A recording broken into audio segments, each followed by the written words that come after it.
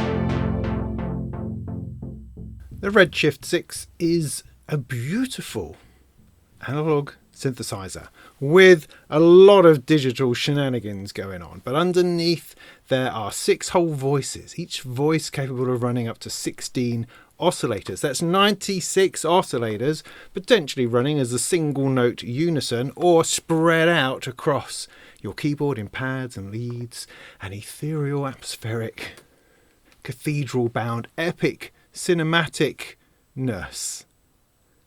It has a very focused core on just a couple of key waveforms and then a modulation engine to allow you to push and pull everything in multiple directions all at once. It can feed those 6 voices into monos, into unisons, into paraphonic, and it can also now split it apart to allow you to run different parts simultaneously, making the best use of the available 6 voices that you can.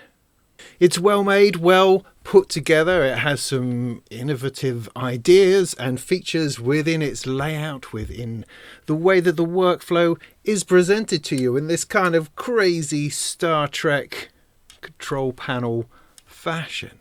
The encoder and screen-based approach is not going to be for everybody, of course, but within here you will probably find everything that you need in order to successfully sound design, successfully manipulate waveforms and create that gorgeous, lovely analog sound that we're after most of the time. Now, I'm not going to spend a lot of time on just playing sounds. In particular, I want to get into the nitty-gritty of what the digital controlled oscillators do, what's up with the filters and the characters and the different circuit emulations that are based within there to give you a very different sound depending on what you're looking at. I want to look at the performance aspects, the multitimbrality, the way the modulation engine works, and what the heck all these knobs and buttons do. So if you're looking just for sound demos, you will find lots available on the internet. But hopefully I can throw in a few tunes as we go. But before we begin all that, I have to sort of address the elephant in the room, of which you may not even be aware. Because the thing is with the Redshift 6, and something that I've struggled with in trying to put a video together for some time, and I've talked to other reviewers who have gone, yeah, it's a little bit tricky. And that is the fact that it's not finished. There are a lot of features that are advertised on the website, that are in the feature list, that are put forward as this is what this synthesizer has, that just are not there yet. And that puts you into a bit of a conundrum, because are you buying a synthesizer on the promise of something coming down the line, on the promise of a firmware update, or do you buy it on what it has now?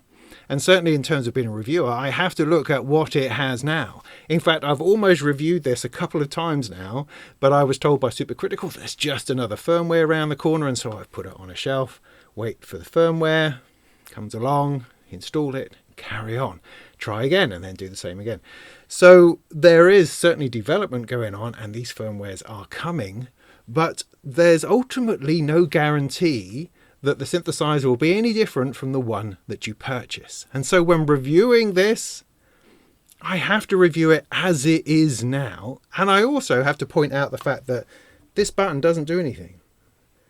This button doesn't do anything. This button, it doesn't do anything. This button, that doesn't do anything. The engine button, it doesn't do anything. This button doesn't do anything. So it's not as if it's just like, oh, yeah, we're just going to update it so to give it a little bit more of a snappier envelope. No, there's whole sections that are not there. The DSP effects engine doesn't exist. The macros, they don't exist. The arpeggiator and sequencer, no, it doesn't exist. Different sound engines for the oscillators, no, they do not exist. This maths button, nobody knows what that is. It doesn't do anything, and that's difficult. That's difficult when I'm trying to review this as a complete instrument and there's literally a third of the instrument does not function. So the reason why I'm pointing this out and labouring this point so much is because you have to understand that I am reviewing it in the context of those things not being available. So if you see those on the website, they are not currently in the one I'm reviewing now, which is firmware 1.31. However, they have a roadmap of development. The effects and the sequencer in particular, I think, are coming by the end of the year. But will they? It's difficult to say. So we kind of have to kick off this review going, oh, that's a bit rubbish, isn't it? Yeah, it is. But they've evidently designed a beautiful control panel with all of this idea and this intention and this functionality. It's just that perhaps they shouldn't be releasing it for another 6 months, 12 months maybe, but maybe they have to. I don't know. It's just a really unusual position to be in, to have so much of it non-functioning, and yet it's a product that you can buy now. So what do I do with all of this information? What should you do with this information? Well, just be informed is the first instance. So when you see all their stuff on the website, there are little asterisks dotted around to say, oh yeah, that's not quite there yet, and so on. So make sure that you look at those when you are examining the features to see whether it fits up to what you want to do. And then ultimately, what I'm going to do in this video is focus on what is here, because in here is some beautiful analog sounds. Just lovely. There's some great stuff. Some great manipulation. The stacking and detuning of those oscillators is just brilliant. And so there's a lot in here to love. We just have to acknowledge the fact that it ain't finished yet. And hopefully, sometime down the line, it will be. Right, with all that out of the way, let's get to it. The Redshift 6N. It's an odd looking fella, no doubt about it. All these hexagon type buttons and here, and these are all endless controllers.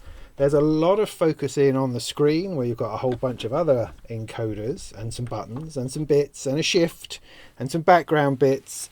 But on the whole, it's relatively easy to navigate. Let's start off with just a couple of the presets.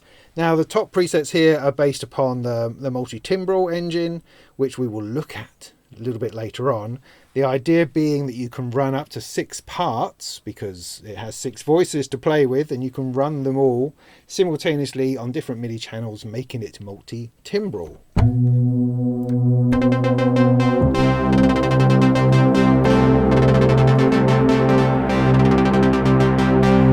But what I particularly like about the multi-timbral thing, which we'll get to in a minute, just doing a sidebar, is the ability to layer up a couple of the sounds. That's where it really, really works for me, because you do only have 6 voices and they can run out really quick if you're trying to do chords and leads and basses and bits and pieces like that. But to run a couple of sounds is just excellent.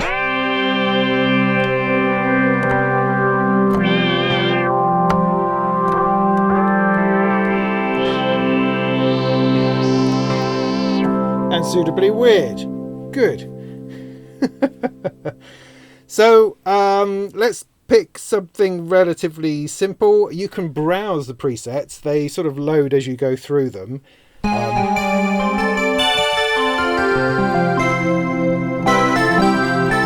Which is nice, but nothing currently works. While you're browsing presets, nothing actually functions. You're just getting that actual sound preview that you can play. So I'm going to take it down to a regular. Let's go to Super Poly. Got to go for Super Poly, you would have thought.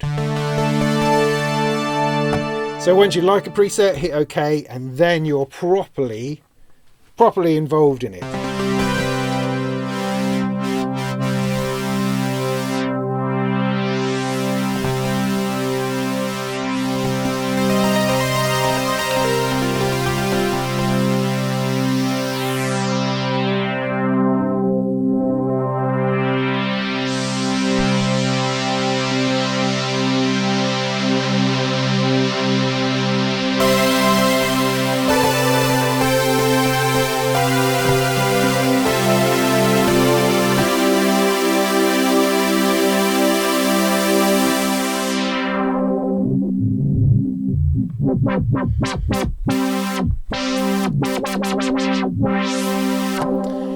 So what's going on here? Well, you have oscillators and you have filters, you have amplifiers, all the usual sorts of stuff, and a whole bunch of modulation. Nothing particularly weird going on. It's just the way that the oscillators work is particularly juicy and lovely. What isn't particularly lovely is the usage of the screen. It varies. It's completely inconsistent. Some pages are really, really nice looking. Other pages are a bit sort of crappy looking. And you think, well, that's a bit of a shame. I mean, the performance one in particular is kind of super disappointing because there's useful information here just presented in a very perfunctory kind of way. So for instance, the character, which is a very important element, it changes the character of the filter, the way the filter is put together. And it's very nice and very interesting, but it's represented by these really tiny little icons which are on a bit of a sort of a ribbon. And that's fine. It's fine. I'm just saying that this page here, when you've got the waveforms and you've got the filter, there's some nice stuff going on in there that's just kind of not here. And, I just feel that could be better.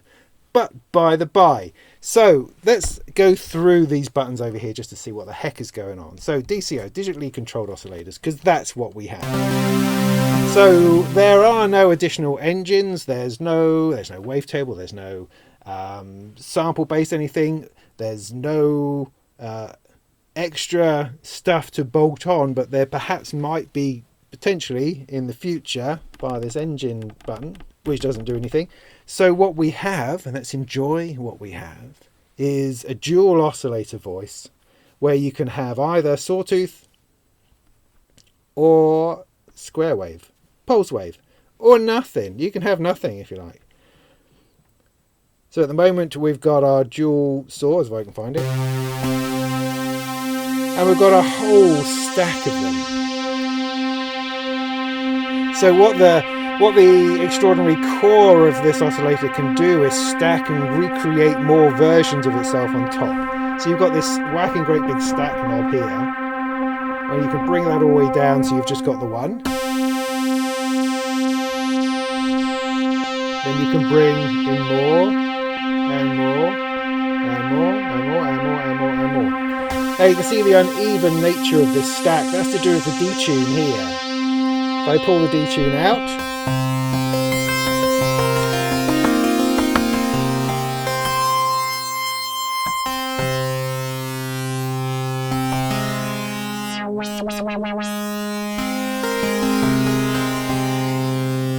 that is the straightforward stack of tuned oscillators.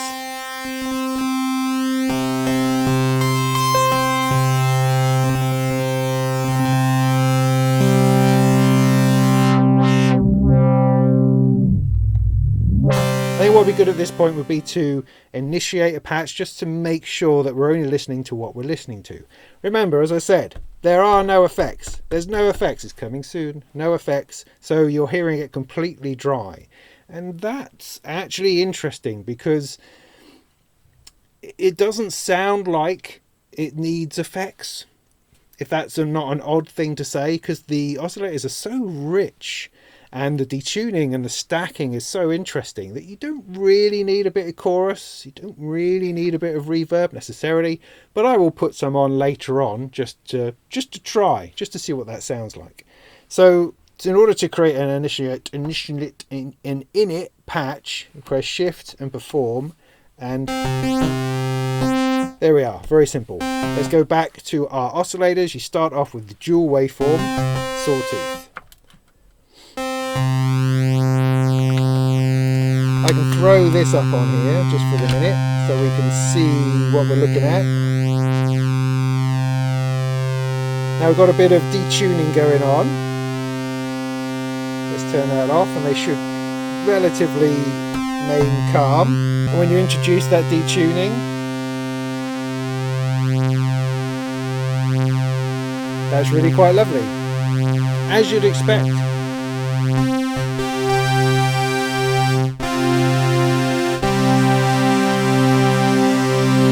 Take the detuning out.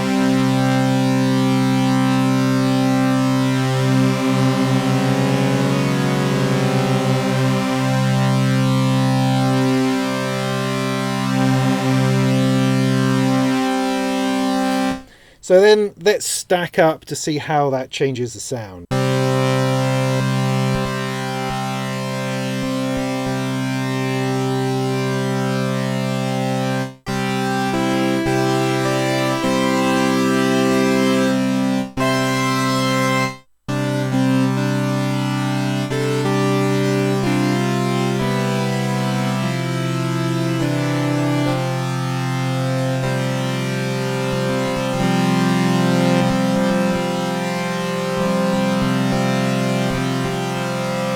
You can definitely get a sense of richness coming in there. You can see on the scope that it's starting to chew into it that little bit more, giving you a bit more variation and change. It's not massive, but it's definitely there.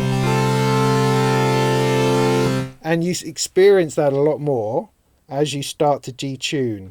And I love the way that the stack sort of pushes itself apart as you do that. That's really, really lovely. And I just want to emphasize the fact that they Supercritical are completely capable of doing a really nice display. I just don't understand why that's not carried through in every respect in all places. See that? That's lovely.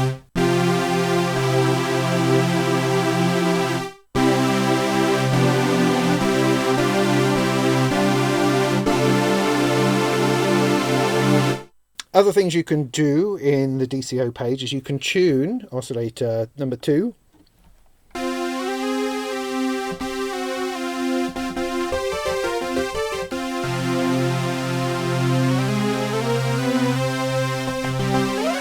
can go up and down 2 whole octaves.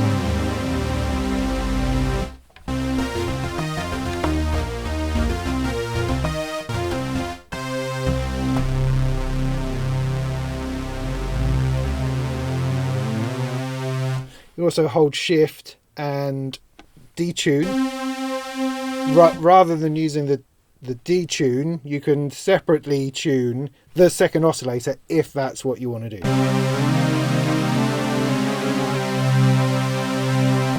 Okay, so the other waveform is the pulse waveform. You can have them separately or the same.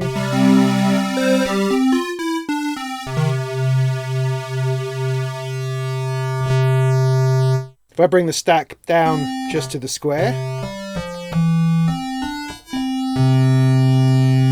there's already a little bit of beating going on.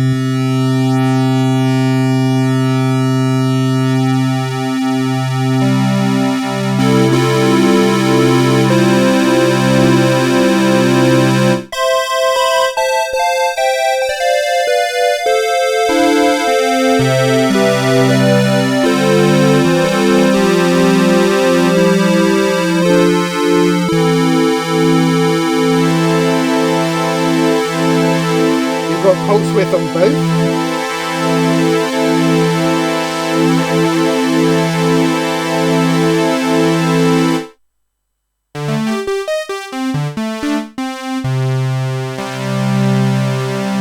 And again, you can stack up to a whole bunch of voices all running together.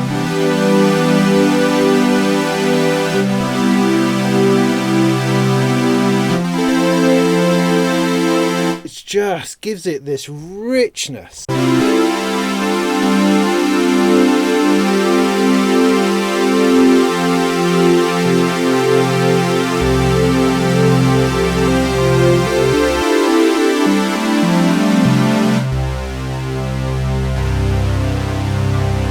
Which is lovely. Let's throw in something more than just big pads for a change. Let's try a bit of this.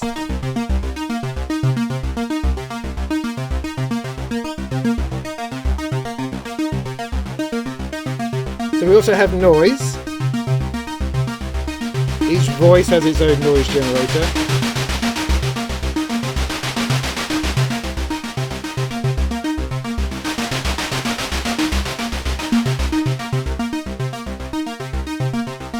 So that's pretty much all you need to know about the oscillator side of things. That's pretty much all there is.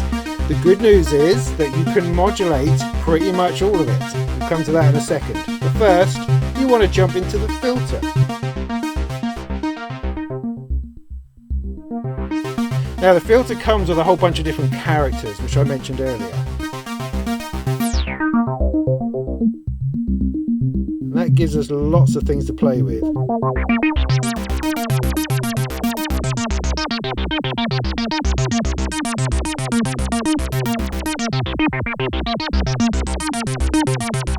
So let's take ourselves to the filter.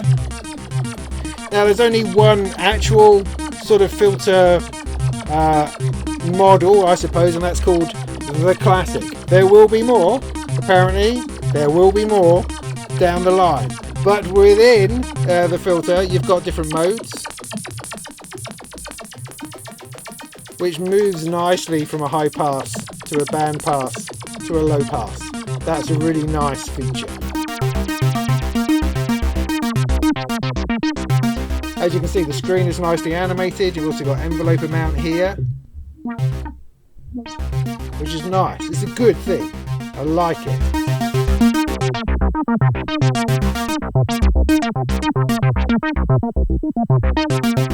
So what are these characters that I talk about? Well, you've got a nice big knob for it here, and it gives you these, as I say, these rather underwhelming little icons at the bottom to switch between different things. So, I mean, you've got like an acidy character,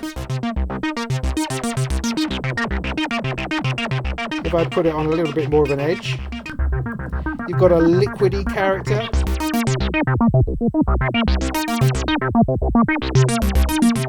You've got a bread character. I'm not sure what that means.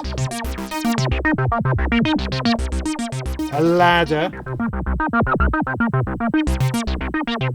which is supposedly a bit more mogy. And then a demon, which is kind of a bit gnarly apparently. Nice. And then we're back to acid and liquid again.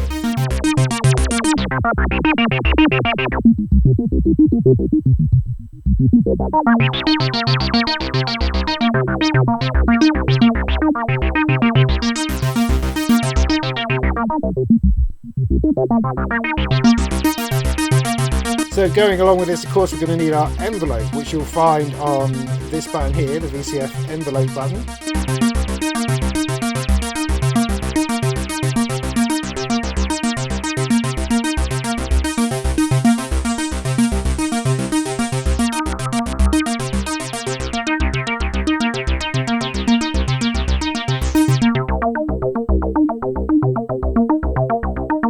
Similarly, you've got an amplifier envelope right alongside.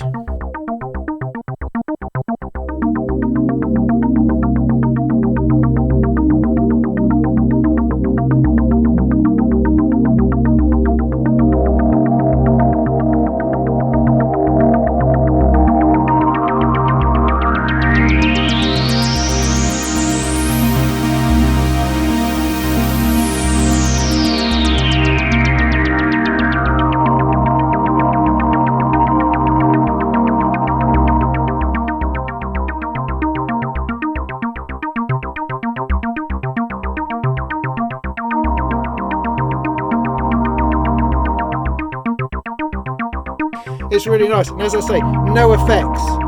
It's just a richness inherent in those oscillators.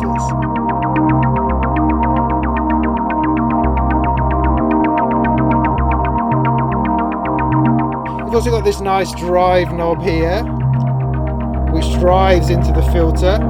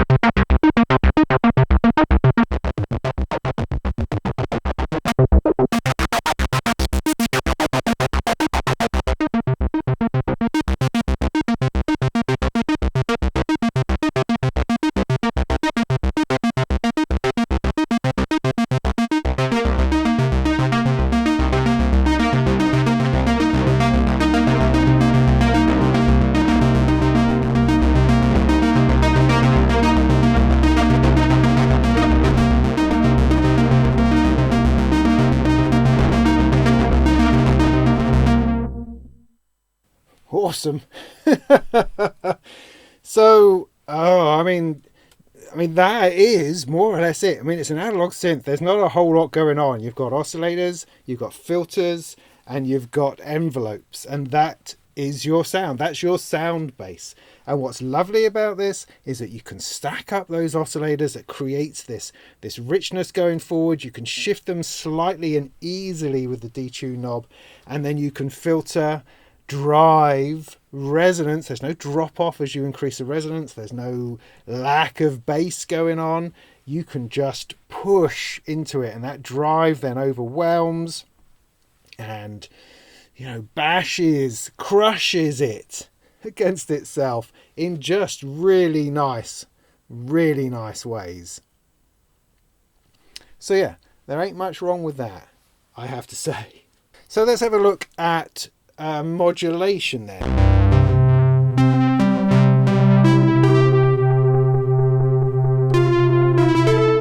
It's also interesting that you don't necessarily want stacked oscillators all the time, because there's actually a bit more definition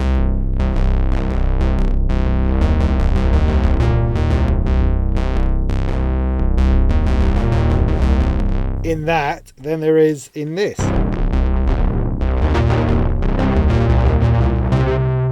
Because the richness doesn't always work in your favour, not every time.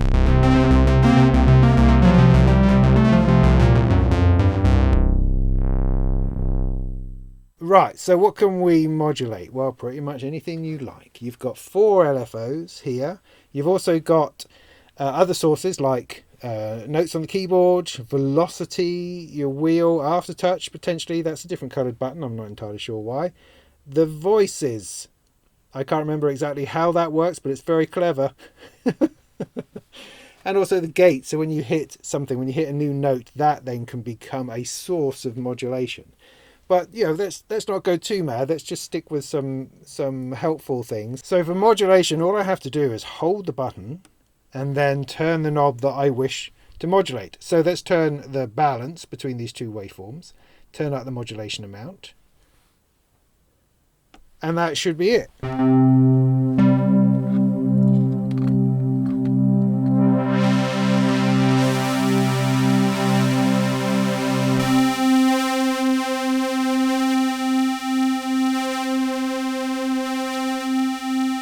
If I go into LFO1, I can see what it is. It's a sine wave. It could be a square, a sawtooth, other weird things, and a triangle.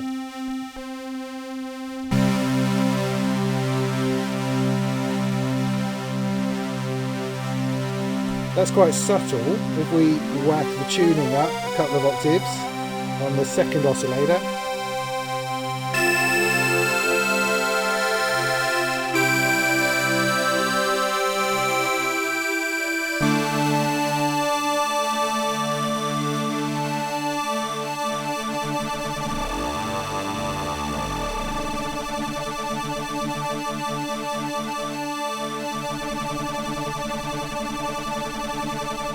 but of course I can also modulate a modulator, so I could hold LFO2 and turn the rate knob, put the modulation amount onto that, and then I can have the second LFO modulating the rate of the first.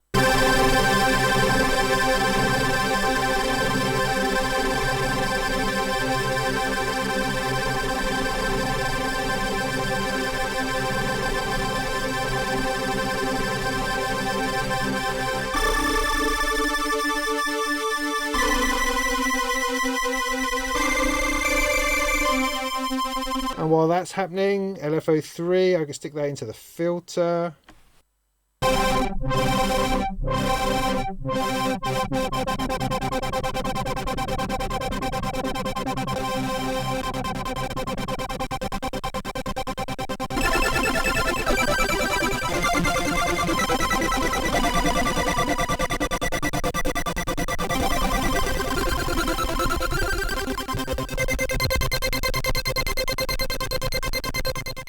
Modulation is as easy and as straightforward as that. And I've still got another LFO I can play with, and I've also got These other bits like the wheel and the voices and other bits and pieces, velocity I can stick in there. There's a lot of nuance available to you in the modulation of stuff. Anything that you can move, you can modulate.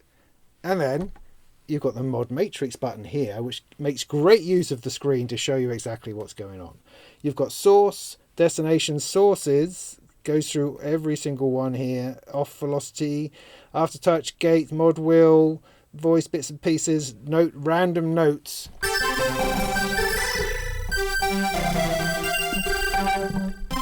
So on each note, I think it randomizes the cutoff. I think. You've also got a via, so you can also add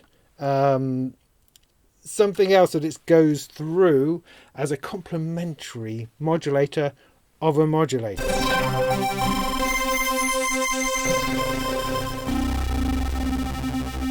Nice. And you've got 1, 2, 3, 4, oh, I don't know, shall we say 8 slots? Something like that, with which to fill with whatever modulation your heart desires.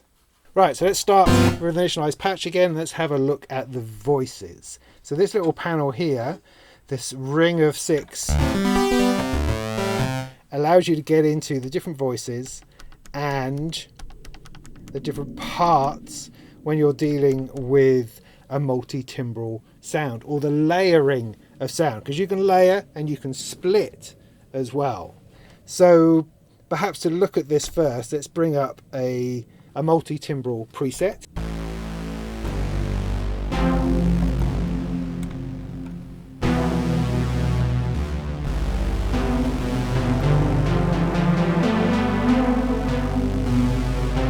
So this has evidently got a split about here.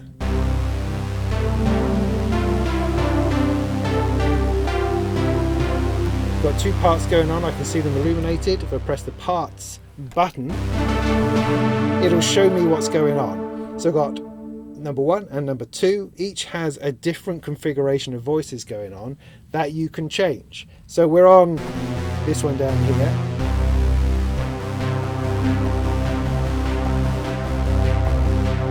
And what it's using is a 2 voice unison and 2 voice polyphony.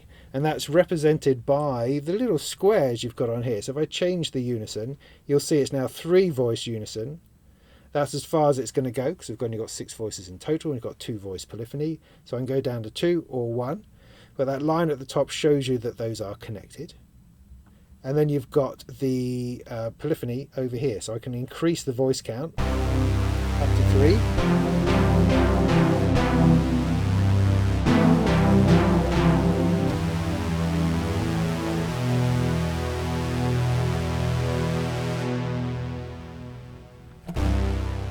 Meanwhile, on this other side, how do I get over there? Can anyone remember? Do I do it like that? Do I do it like that? Like this? No. No. Oh yeah, press the button here to get to the other one. That's how I do it. And this one is just got 2 voice paraphonic, that was on, and 2 voice polyphony. Does that make sense? Not necessarily. It won't necessarily make immediate sense, but it's talking about how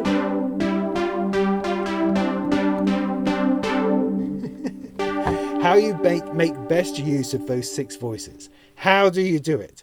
So let's initialize a patch. Let's go to our parts. There's one part with 6 voices, yeah?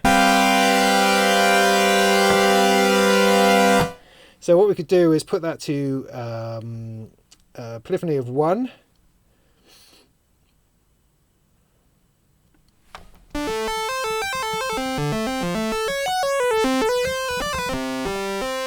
Then go to voice 2.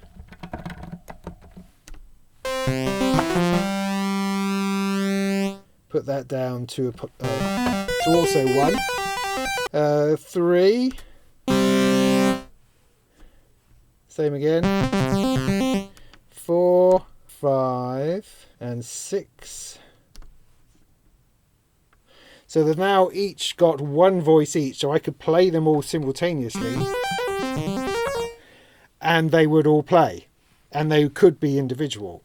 how do I do that? So at the moment, whichever one I select, I am playing.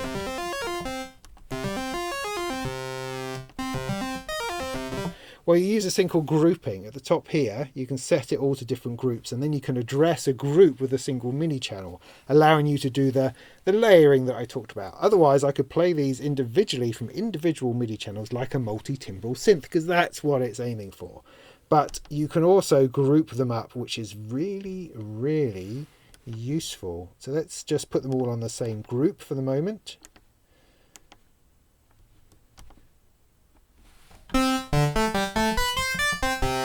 So now I've got all of them playing in unison together, which you can't really appreciate because they're all exactly the same. So let's just add some variations. Let's go to number 1.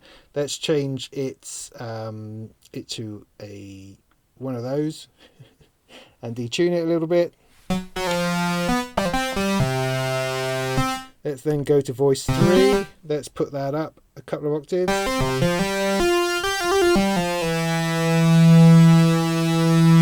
Tune that a little bit. Voice 4, we're going to go down.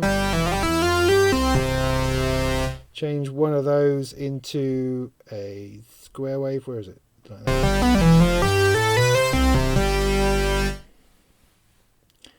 And then 5, we're going to go all in on the detune. And 6, we're going to go none on that side, and this side all the way up with a weird pulse wave. So back to our parts. They are now very, very different, but playing together.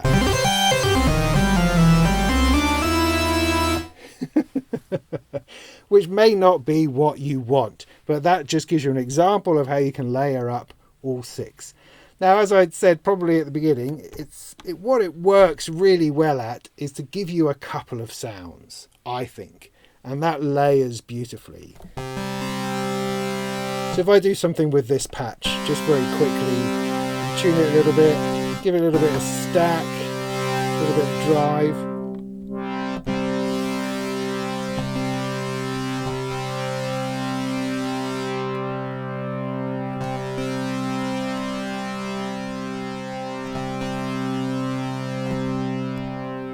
Then go to voice 2.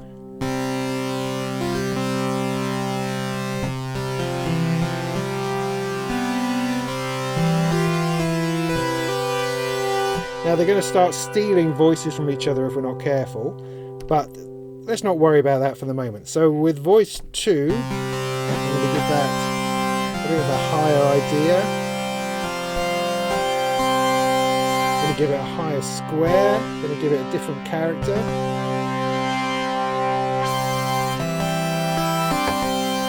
And for its amplitude, I'm going to stick in a little bit of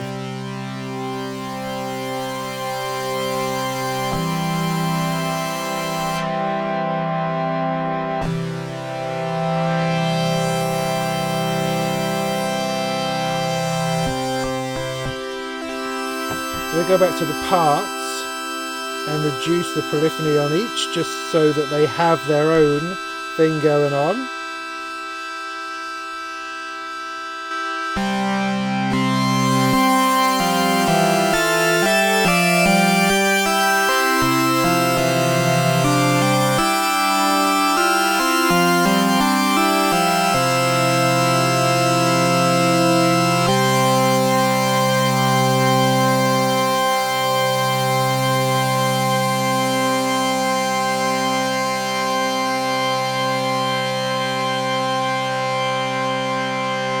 That's a surprisingly long release time, I would say.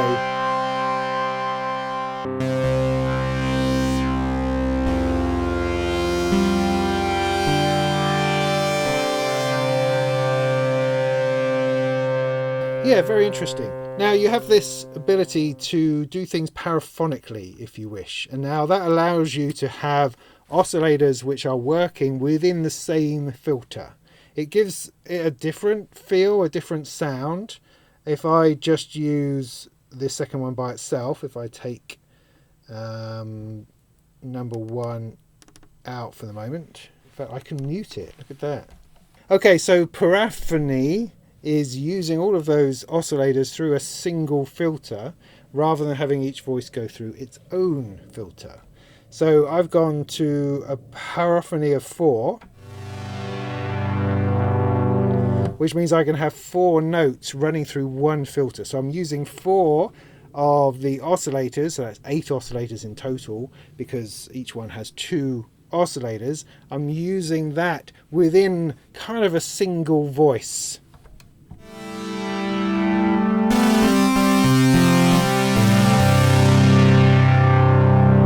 And it has a very different feel to polyphony.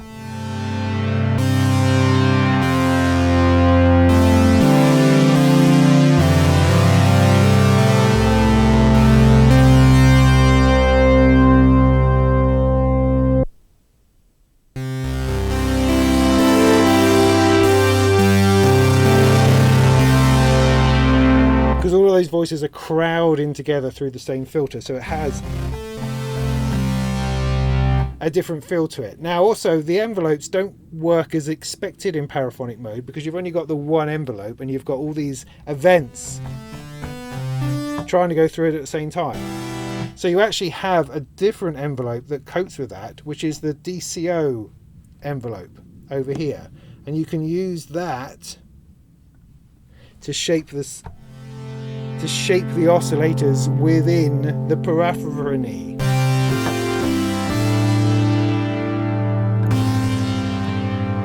So at the moment I've got the amp set to a slow attack, which you get on your first note, don't get it on the rest because it can't re-trigger.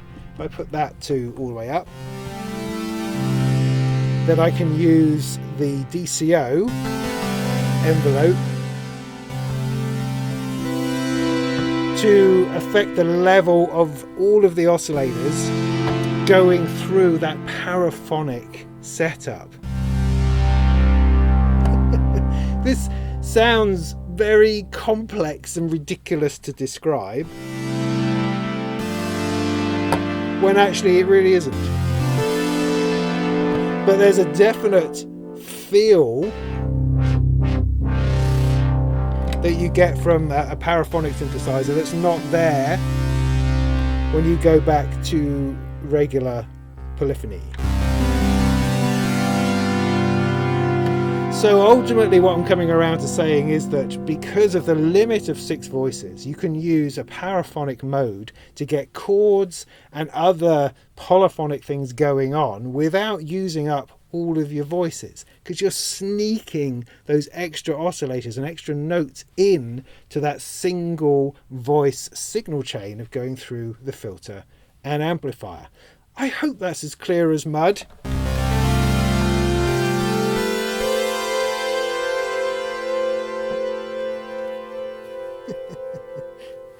Right, just to demonstrate the multi-timbral side of it again, from another angle, I'm using the KeyStep Pro here, which can give me a number of different channels of sequencing.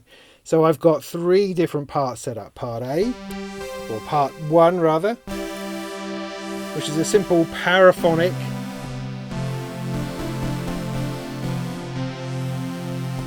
little chord thing going on. Voice 2, got something in a square wave, and voice 3, a bit more of a unison lead.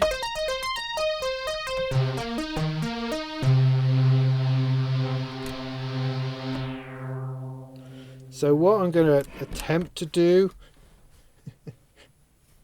is write a little tune. I'm going to bring some drums in because I find that helpful. Otherwise it's just going to be all over the place.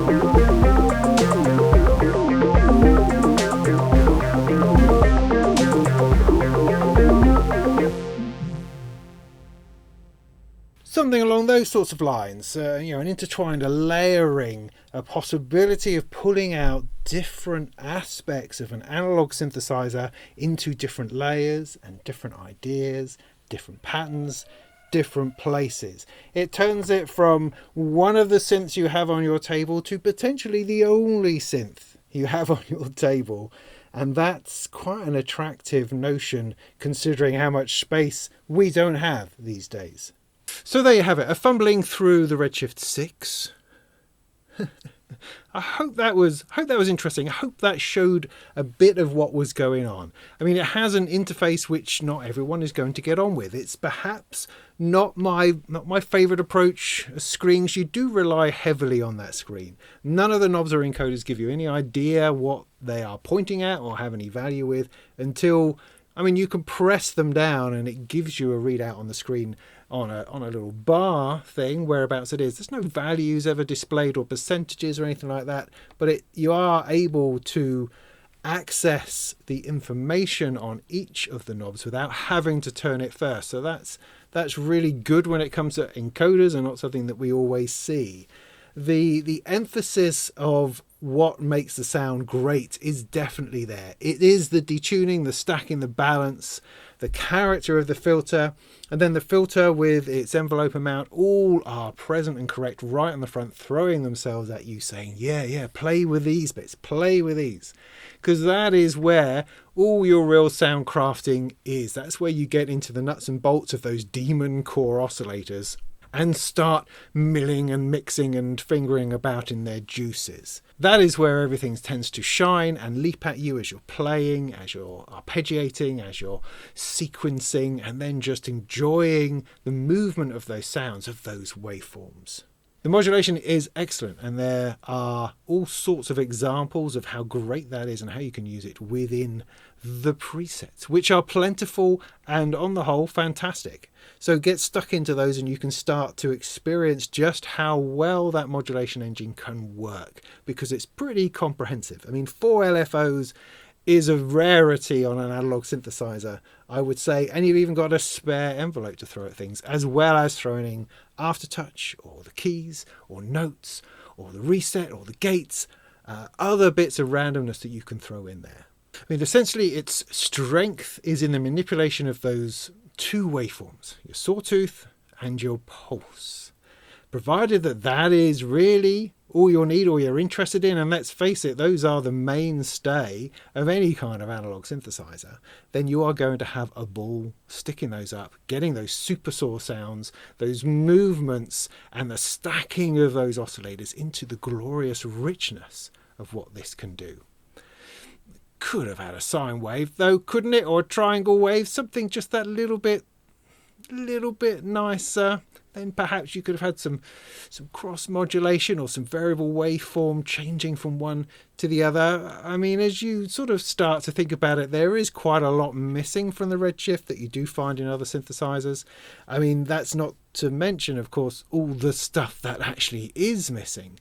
The digital effects is perhaps the one that sticks out the most. For a comparable synthesizer, if you look at something like the Dreadbox Artemis, that's packed full of effects and sequencing and arpeggiating. All the bits that are missing from this you can find in other synthesizers, and that does, we can't get around the fact that detracts from what this can do.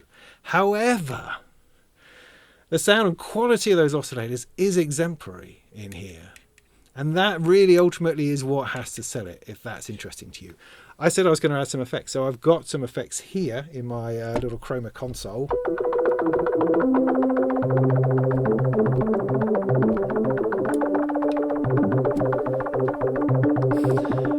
Alright, that's a mess. Let's find a preset then. So, without effects, let's throw in some reverb.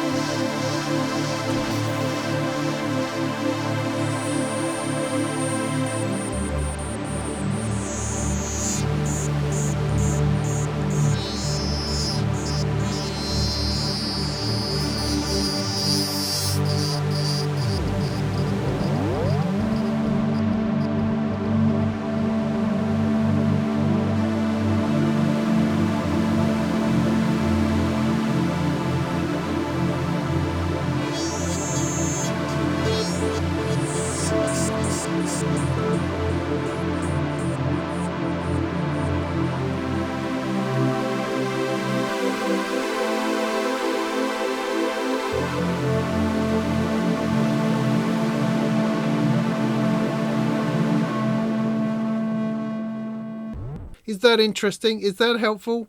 I don't know. However, by the end of the year, apparently, we will have a whole suite of effects inside here with a bit of luck. So, I mean, overall, I think the sound is undoubtedly fantastic, and I've enjoyed using absolutely every aspect and pulling out every part and juiciness of all of those 96 oscillators. It's a lovely thing to play with. The interface is, I mean, it's it's modern and it's hip and it's hybrid and it's encoder and digitally driven, which is cool, but doesn't necessarily float my boat all the way. The hexagonal buttons are all right. What makes it less awesome is just that this whole section doesn't work. It remains a frustration, and it just makes you feel like you're not using the entirety of a synthesizer, which you're not. But again, the bits that work are fabulous. This front panel here, yeah, works really well, pulls you into the screen. The screen, I think, could do with a little bit of tarting up, some animation in there, bits which tell you what everything is doing, a little bit more engagement with what's going on, how things change.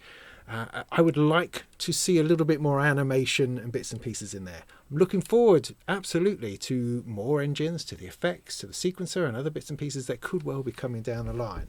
But as it is, as an analog synthesizer where you're dealing with voices and characterful filters, because I love the differences between the filters. It gives you a whole extra different dimension to play with and a depth to get to that you're not going to have with the one filter that you might find in other synthesizers.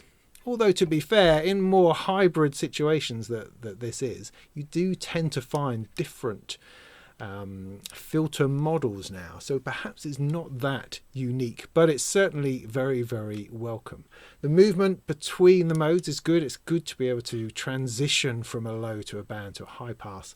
That's really nice, and it has enough growl, particularly if you inject it with drive, to get some really gnarly sounds out of it.